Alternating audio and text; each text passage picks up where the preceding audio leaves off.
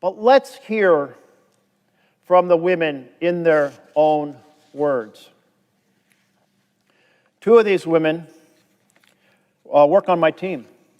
I didn't know that they were going to go down. I didn't know until last night that they had gone down the previous night, that they had been there, that they had experiences. And they chose to share their experiences, and I have maybe another 5 or 6 things that women wrote up about their experiences and posted them. So I'll try to share those, reading it in their voice. The first one is from Stacey Jochimsen.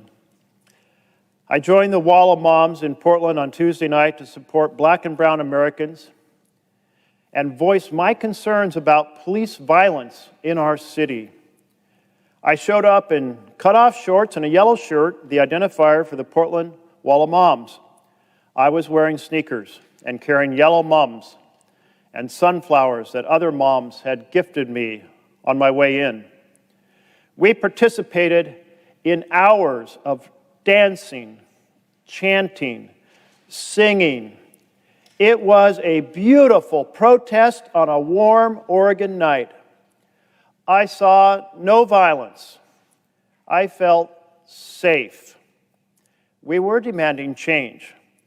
We were standing up for our Black and brown brothers and sisters. We were there to amplify their voices. Was there graffiti? Yes, sure there was. Graffiti is not violence. Around 11 p.m., the Wall of Moms was called to the front of the federal courthouse. We went, we stood, arms linked, facing the building, creating a wall of protection between the protesters and the building. We were moms called to use our privilege to keep others safe, and we tried. While we stood, arms linked, officers in fatigues and gas masks, we assume were federal, they were unidentified, rushed from the building and from behind us. There was no warning. They took a woman to the ground and hogtied her on the steps of the courthouse. They swiped at cell phones and yelled at us behind gas masks. They pointed weapons at us. We were nonviolent, peaceful demonstrators. We were moms in Converse sneakers holding flowers.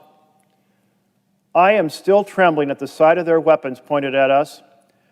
I have never felt so threatened and unsafe as I did at that moment. I had the realization that these officers really are not here to protect, they are here to harm. Were we going to be shot? Would I be struck in the head by a canister? Am I going to make it home to my children?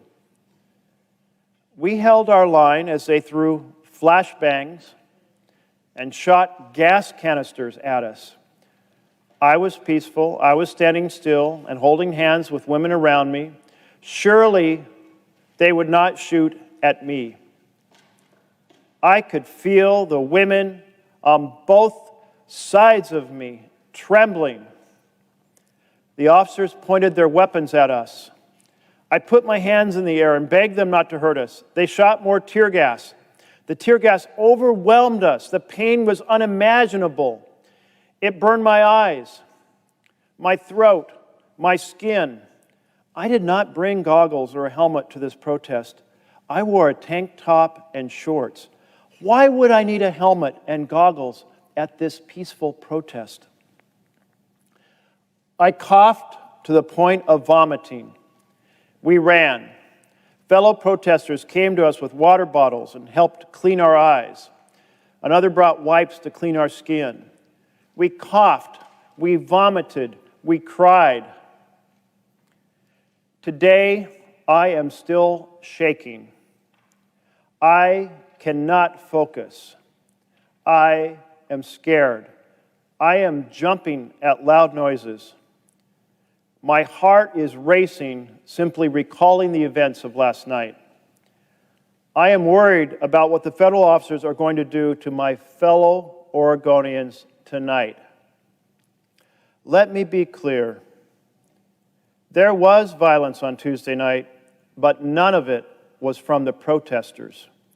The only violence I encountered that night was from the federal police officers. I am grateful that I made it home to my kids last night. Others were not so fortunate. Thank you, Stacey, for sharing your firsthand account of the night before last, Tuesday nights on the streets of Portland, when federal officers attacked peaceful demonstrators where there was no violence except the violence of the officers on the protesters.